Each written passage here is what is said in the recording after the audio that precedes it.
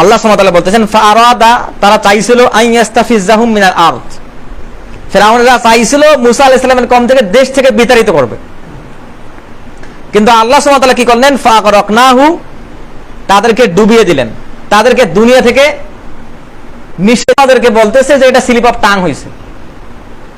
সে যে এই কথা বিচ্ছিন্নতাবাদী দেশদ্রোহী অপরাধটা করলো, সরকার আমাদেরকে বলতেছে এটা নাকি তার বলতে বলতে ভুল হয়ে গেছে, তাদের পক্ষ নিয়ে সরকার কথা বলতেছে, অথচ এটা একটা মুসলিম কান্ট্রি।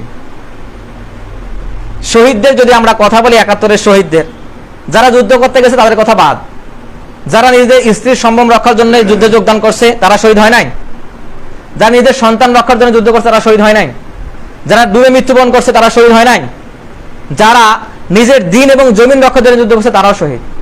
তো এখন এই যে মুসলিম কান্ট্রিটাকে এই সীমান্ত এলাকায় যে বিচ্ছিন্নতাবাদী আন্দোলন তৈরি করার চেষ্টা করা হচ্ছে রাম মন্দিরের নামে, এবং বলা হচ্ছে এখানে থাকতে না চাইলে বেরিয়ে যাও, একজন আইনজ্ঞ অ্যাডভোকেট ব্যক্তি এই কথা বলতেছে এবং সরকার তার পক্ষ থেকে সাবাই গাইতেছে, এলে কি বিচ্ছিন্নতাবাদী কথা না?